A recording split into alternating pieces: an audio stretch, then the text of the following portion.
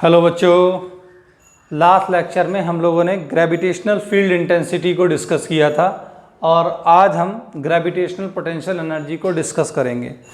तो अभी जो है ये ग्रेविटेशन का सेकंड सेक्शन चल रहा है, जिसमें हमने फर्स्ट सेक्शन कंप्लीट कर लिया और सेकंड सेक्शन में हमें gravitational field intensity, gravitational potential energy, gravitational potential and escape velocity इतने टॉपिक कवर करने हैं और ये टॉपिक कंप्लीट होने के बाद हम न्यूमेरिकल्स पर डिस्कशन करेंगे। तो आज वाला टॉपिक है ग्रेविटेशनल पोटेंशियल एनर्जी। इसके लिए हमने एक यहाँ पर मॉडल बनाया है और उसके अकॉर्डिंगली हम इस डेरिवेशन को ड्राइव करेंगे। अर्थ चूँकि एक स्फेरिकल बॉडी है, ये एक स्फेरिकल बॉडी है जिसको हमने अर्थ अज्यूम किया है और स्फेरिकल बॉडी का पूरा मास उसके सेंटर पर एक्ट करता है, इसलिए हम इस वाले पॉइंट को कंसीडर करेंगे कि पूरी बॉडी यहाँ सिचुएटेड है। एग्जैक्टली जहाँ बॉडी का मास एक्ट करता है वहीं हम बॉडी को कंसीडर करते हैं। अब उससे हमने कुछ एक डिस्टेंस पर पॉइंट P अज्यूम किया है और हम यहाँ पर किसी बॉडी को पॉइंट P तक लेकर आएंगे और उसके वर्क को कैलकुलेट करेंगे। पॉइंट P जो है इसके सेंटर O से स्मॉल r डिस्टेंस पर है और उसके बाद हमने AB पॉइंट कंसीडर किया है जिसके बीच का डिस्टेंस बहुत स्मॉल है, जिसको dx कंसीडर किया है, और एक बॉडी है जिसका मास स्मॉल m है, उसको हम इन्फिनिटी से लेकर आएंगे। तो सबसे पहले हमें क्या करना है, हम ये अज्यूम करके चलते हैं कि बॉडी पॉइंट A पर सिचुएटेड है।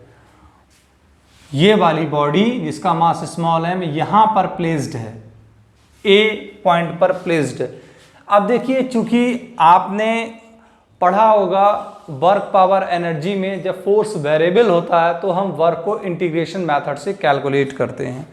फोर्स कांस्टेंट होता है तो हम सिंपल मेथड है F=W=Fs cos थीटा से कैलकुलेट कर लेते हैं, और जब फोर्स वेरिएबल होता है तो हम उसे इंटीग्रेशन मेथड से सॉल्व करते हैं। यहाँ पर फोर्स डिस्टेंस पर डिपेंड कर रहा है, इसलिए हम इसको इंटीग्रेशन मेथड से फाइंड आउट करेंगे। तो हम ये अज्यूम कर लेते हैं कि बॉडी A पॉइंट पर सिचुएटेड है, तो A पॉइंट पर फोर्स कितना लगेगा। तो हम पहले तो ये अज्यूम कर लेते हैं कि बॉडी को इन्फिनिटी से लाया जा रहा है और पॉइंट A पर बॉडी है, तो अर्थ और बॉडी के बीच में ग्रेविटेशनल फोर्स जो लगेगा उसकी वैल्यू क्या होगी। तो gravitational force between body and earth, ये कितना होगा, F=g ग्रेविटेशनल कांस्टेंट है, me मास ऑफ अर्थ है, इनटू स्मॉल m बॉडी का मास है, अपॉन पॉइंट A पर अगर हम ये बॉडी यहाँ अज्यूम करते हैं तो पॉइंट A पर और पॉइंट O पर इनके बीच का जो डिस्टेंस है वो x है, इसलिए हो जाएगा ये x²। इसको हमने पॉइंट 1 इक्वेशन फर्स्ट अज्यूम कर लिया। अब हम ये अज्यूम करते हैं कि बॉडी को हम A से B तक बहुत स्मॉल डिस्टेंस मूव कर रहे हैं, तो A से B तक मूव करने में हमें कितना वर्क करना पड़ेगा। तो work done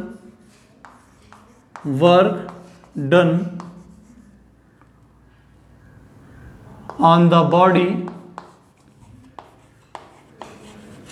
from point A to B, A से B तक जो हम वर्क को कैलकुलेट करेंगे ये भी बहुत स्मॉल निकल कर आएगा, क्योंकि ये डिस्टेंस जो है वो बहुत कम है। तो यहाँ पर जो वर्क आएगा उसकी वैल्यू भी बहुत कम होगी, ये होगी dW कितना होगा, तो ये होगा dW=F×dx। अब F की वैल्यू हमने प्लेस कर दी है G m/x²/dx। ये वर्क आ गया निकल कर A से B तक का, इसे इक्वेशन सेकंड दे दिया हमने। अब हम बॉडी को कहाँ से कहाँ तक लेकर आ रहे हैं, तो हम बॉडी को इन्फिनिटी से पॉइंट P तक लेकर आ रहे हैं और O से P तक का डिस्टेंस R है। तो इन्फिनिटी से पॉइंट P तक लाने में हम वर्क को कैसे कैलकुलेट करेंगे, तो उसके लिए इंटीग्रेशन मेथड है, उसको यूज करेंगे। तो work done on the body to bring from infinity to point P, तो कितना होगा, हम इसको इंटीग्रेशन मेथड से कैलकुलेट करते हैं। D W is equals to, अब यहाँ हम कहाँ से ला रहे हैं, इन्फिनिटी से लेकर आ रहे हैं और पॉइंट P तक लेके आ रहे हैं जिसका सेंटर से डिस्टेंस R है। तो लिमिट कितना आ जाएगा, इन्फिनिटी टू R। कहाँ से लेकर आ रहे हैं, इन्फिनिटी से कहाँ तक लेकर आ रहे हैं, पॉइंट P। तो हम पूरा डिस्टेंस कहाँ से मेजर कर रहे हैं, अर्थ के सेंटर से। अर्थ के सेंटर से इन्फिनिटी से लेकर आ रहा है P पॉइंट तक, और अर्थ के सेंटर से इसका डिस्टेंस R है। तो लिमिट लगाएंगे इन्फिनिटी टू R, और ये आ जाएगा G m e m upon x square into D x, ये आ जाएगा इसका लिमिट। तो ये बात हो गई किसकी, इसके लिमिट की। अब जो है आगे की बात करते हैं, आगे से हम कैसे सॉल्व करते हैं। तो आपको पता है, फार्मूले आपने पढ़े हैं। फार्मूला क्या है, एक फार्मूला पढ़ा होगा, x की पावर n dx को इंटीग्रेट करते हैं तो क्या आता है, x n+1 अपॉन n+1। ये फार्मूला होता है जिसको आपने पहले पढ़ चुके होंगे। dw को इंटीग्रेट करेंगे तो w आ जाएगा, g कांस्टेंट है, अर्थ का मास कांस्टेंट है, बॉडी का मास कांस्टेंट है। वेरिएबल क्या है, x वेरिएबल है, इन्फिनिटी से स्मॉल r x की पावर -2 इंटू डी एक्स। आगे हम इसको सॉल्व करते हैं तो क्या मिलेगा, देख लेते हैं। w is equals to G M E M. अब हम इसको जब इंटीग्रेट करेंगे इस फार्मूले से तो ये आ जाएगा x की पावर -2 + 1 अपॉन -2 + 1, और ये इन्फिनिटी टू कितना r, इन्फिनिटी टू r। तो w इज इक्वल्स टू कितना आ जाएगा, जी एम ई एम, और ये आ जाएगा x की power -1 upon -1 limit infinity to r। जब हम इसको सॉल्व करेंगे ये आ जाएगा -1 बाहर आ जाएगा, तो ये आ जाएगा जी एम ई एम, और x की पावर -1 को 1/x लिख सकते हैं, लिमिट इन्फिनिटी टू r। आगे जब हम इसको सॉल्व करेंगे तो हमें मिलेगा w is equals to -G M E. Limit को सॉल्व करने का तरीका, अपर लिमिट यानी 1/r minus lower limit infinity. Infinity की वैल्यू 0 हो जाएगी तो क्या मिलेगा, w is equals to -G M E M, और ये 1/r और ये -0। तो क्या मिलेगा, w इज इक्वल्स टू मिल जाएगा आपको -G M E M upon कितना, r। This work done stored as a potential energy, यानी कि W can be replaced by potential energy, और पोटेंशियल एनर्जी को हम कैपिटल U से रिप्रेजेंट कर देते हैं। तो capital U is equals to आ जाएगा -G M E M upon R। तो अगर हम यहाँ पर देखें तो ये हमें पोटेंशियल एनर्जी मिल गई। पोटेंशियल एनर्जी किस पर मिल गई, पॉइंट P पर। अब ये बात हो गई, पॉइंट P पर इतनी पोटेंशियल एनर्जी होगी। ये जो निगेटिव साइन है यहाँ, इसका क्या मतलब है, इस निगेटिव साइन का मतलब ये है कि जो वर्क हो रहा है वो ग्रेविटेशनल फोर्स की हेल्प से हो रहा है, यानी कि यहाँ पर वर्क डन के लिए रिस्पॉन्सिबल कौन है, ग्रेविटेशनल फोर्स है। तो जब हम इन्फिनिटी से किसी बॉडी को लेकर आते हैं अर्थ सरफेस की तरफ तो वो वर्क ग्रेविटेशनल फोर्स के द्वारा होता है, और जब हम किसी बॉडी को अर्थ सरफेस से ऊपर की तरफ ले जाते हैं तो वो वर्क ग्रेविटेशनल फोर्स के अगेंस्ट होता है। चलिए, ये तो बात हो गई किसकी, पोटेंशियल एनर्जी की। अब हम एक ऐसा केस लेकर चल रहे हैं कि हम बॉडी को अर्थ सरफेस से h हाइट तक लेकर जा रहे हैं। तो ऐसी स्थिति में हम वर्क को कैसे कैलकुलेट करेंगे, ये स्पेशल केस है। इस स्पेशल केस के लिए हम जो है एक अजम्पशन लेकर चल रहे हैं, और इसमें एक फार्मूला भी यूज होगा बायनोमियल्स थ्योरम का। तो हमारा अजम्पशन क्या है, हमारा अजम्पशन है कि हम एक बॉडी को अर्थ सरफेस से h हाइट तक ऊपर लेकर जा रहे हैं, और ऐसी स्थिति में जब हम उसको h हाइट तक लेकर जाएंगे तो हम इसे कैसे सॉल्व करेंगे उसकी बात कर लेते हैं। तो ये केस ये है कि when a body is bringing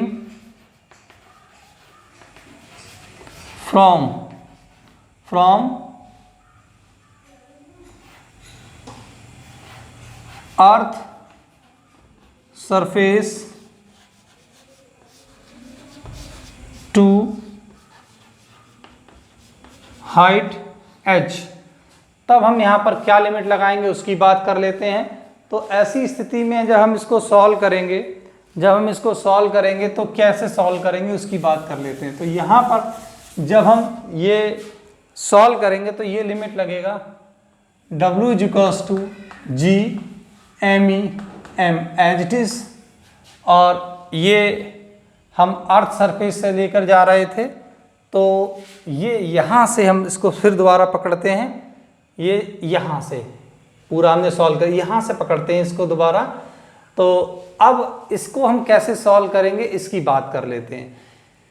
ये तो पूरा एज इट इज है और हम लेकर जा रहे हैं इसको अर्थ सरफेस से, यानी यहाँ से लेकर जा रहे हैं और मान लेते हैं कि हम P पॉइंट तक लेकर जा रहे हैं। अर्थ सरफेस से P पॉइंट तक का जो डिस्टेंस है वो h है, मान लेते हैं थोड़ी देर के लिए। तो हम यहाँ से बॉडी को लेकर जा रहे हैं दूसरे केस में, और कहाँ लेकर जा रहे हैं, इस वाले पॉइंट तक लेकर जा रहे हैं। तो लिमिट क्या लगेगा उसकी बात कर ले। माइनस साइन जो पहले था वो वैसे ही आएगा। अब अर्थ सरफेस पर सेंटर से डिस्टेंस कितना है, RE है, तो इसको हम RE लिख लेते हैं। और इस वाले पॉइंट तक डिस्टेंस कितना हो जाएगा, RE ये है और H ये है, तो RE प्लस कितना आ जाएगा, H, ये लिमिट आ जाएगा। बाकी अंदर क्या था वो आपको पता ही है।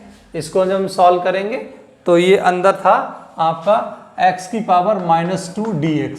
अब हम इसको डायरेक्ट करते हैं, यहाँ से सॉल्व कर लेते हैं। तो W = कितना आ जाएगा, माइनस का G me m 1/x, और ये आ जाएगा, हाँ यहाँ माइनस साइन नहीं आएगा, अब आएगा। और यहाँ पर लिमिट को ऐसे ही लिख लेते हैं RE और RE प्लस कितना H।